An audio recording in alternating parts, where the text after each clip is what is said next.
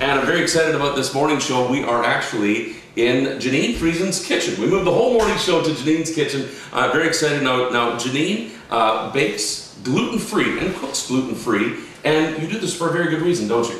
Yes, I do. I was diagnosed with celiac disease 4 years ago, and that requires a diet that has no wheat, rye, or barley. Okay, so now, because you started this out of necessity, you've actually started blogging and more people, because there's a lot of people who have somebody who has to be gluten-free in their families, and now that you're blogging and coming up with all these recipes, you're helping a lot of people. Oh yeah, it's great to hear people that are able to like redo traditions, but with gluten-free, because they thought these things were lost once they could not have them made with wheat flour. Right. So it's really nice to hear like kids having birthday cakes and families having monkey bread for Christmas morning and things like that. It's just really neat. So now let's just be honest and let's cut to the chase. I know what some people are thinking. Does gluten-free mean yummy-free? No. Gluten-free is definitely full of yum. It just depends on how you do it. Well, and we're going to show you exactly how you do it today. Tell us what we're baking here today, Jeanine. Today we're going to be doing a gluten-free pumpkin cheesecake. Now this is not just any gluten-free pumpkin cheesecake. This is an award-winning gluten-free pumpkin cheesecake. Tell me about that. I actually entered this cheesecake into a contest through Red Path Sugar, and I actually won myself a trip to Toronto. Fantastic. To Canada's Baking and Sweets Show. And there's going to be a bunch of people from the Food Network there too, right? Yes, definitely, yeah. Well, that's exciting. So what are we starting with today? We're going to start with the crust and work our way up. Okay, we're going to be using gluten-free Chex. So Chex cereal? Chex cereal. And Chex cereal is gluten-free? Yes, sometimes you have to think a little outside the box when you're doing gluten-free, because the certain things that you can buy in the grocery store for normal baking, you can't always find for gluten-free. Okay, perfect. So I used cereal, mashed it up, and pecans. All right. That are also chopped up. Some sugar. You got both brown and white sugar there. Brown and white, and melted margarine. Oh, yes. Butter in this case. Nice. It's always better with butter. Always. Then we just want to mix that all together so that everything is evenly mixed and wet. And then we will pat it into the springform pan. So this is just the crust, and already, like, I'd eat that right out of the bowl. It does look pretty good, doesn't it? It does. It does. It looks like a big bowl of breakfast right there. Cereal. So you just stir until all the margarine has been incorporated and soaked into all the bits? Yes, definitely. All right. And then we'll dump it into the pan. Okay, here we go. Into the springform pan. Do you have to grease that first? No. I'm using a non-stick pan, so I don't need to grease it, but you always want to put your springform pan on top of a cookie sheet, just in case it leaks when it's baking. Oh, smart. Otherwise you have a huge mess in your oven. All right. So we'll just spread that around. Now, do you have to press this at all? We will use the bottom of a measuring cup, actually, and we'll just press it in and evenly. Oh, that way you're not getting it all over your hands? Exactly, and it's much more even if you use the bottom of a flat cup or something instead of your hands. Okay, so once this is all pressed into the bottom of the springform pan, what's next? Now we mix together our pumpkin mixture. All right. Does this crust bake at all, or only once the mixture's in? Only once the mixture's in there. We put once everything's in there, then we bake it. Next, we're gonna mix the pumpkin puree, some cinnamon, ginger, and salt. Yum. And egg yolks.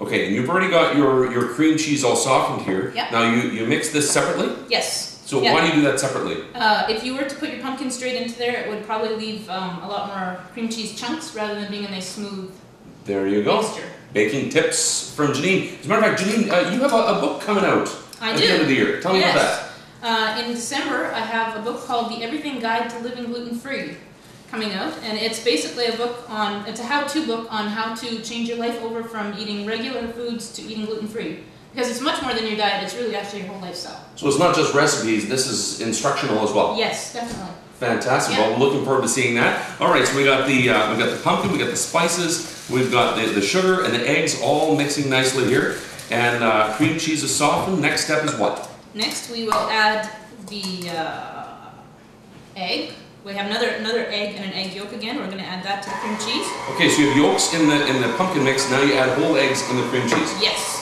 All right. And some whipping cream. See, I love this. This is like theater of the mind. Everybody at home has to imagine it. They're looking at the radio saying, "I can't see the cream cheese." Oh, this looks really, really good. Cornstarch. A little bit of cornstarch because we can't put flour in there. Right, because of the gluten. Yeah. And some vanilla. Oh yeah. Some vanilla? How about lots of vanilla? I like vanilla. Oh yeah, keep it going. Never measure vanilla. No. We just get that going until it's nice and mixed, and you want to make sure you scrape down your bowl occasionally just so that you don't have any big pieces of cream cheese stuck against the bowl. And once we have this scraped down, then this pumpkin mixture just goes right into the cream cheese? You bet. Then we'll put the pumpkin into the cream cheese, mix it all together. So once you have that mixed, that just goes right on top of that crust, and how long do you bake it? It bakes for about 55 to 60 minutes at 350.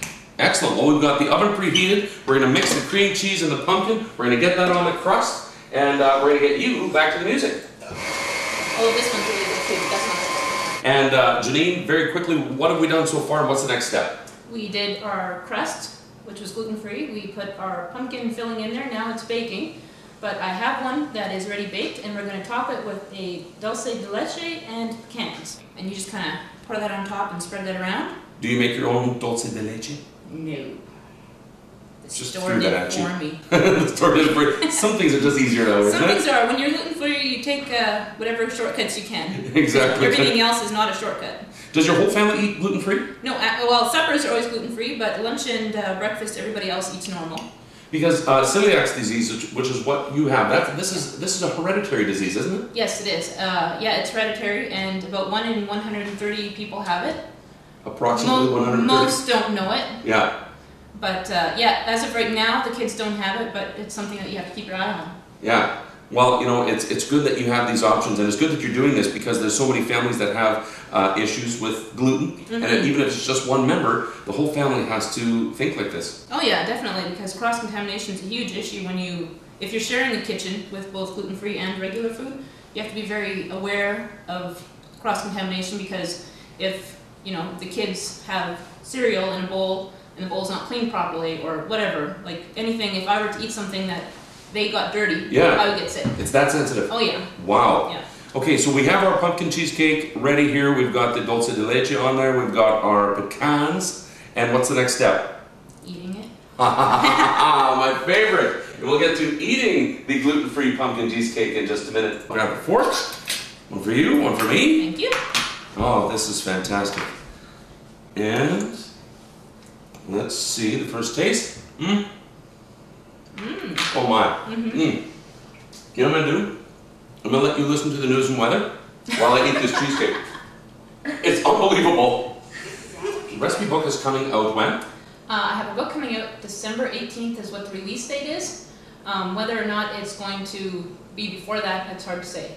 But it has 100 gluten-free recipes to help get you started, and it also has about 10 chapters just helping you figure out how to start the lifestyle. So when you started eating gluten-free, what were some things that surprised you? You thought, what do you mean that has gluten? How am I supposed to not eat that? What was the hardest part? Well, it's a big shock when you realize you can't eat bread and cereal. Yeah. I mean, that's basically like a huge chunk of your diet before. Right. It's amazing when you have to read labels on everything and you find out that gravies and sauces and ice cream and basically any mixes, everything can have something hidden in it. Right. So it's a lot of reading labels, and once you've found things that work for you and you know that they're gluten-free, it's still, you have to read the label before you buy it because manufacturers can change things without telling you. Right. Oh boy. So it's a huge undertaking.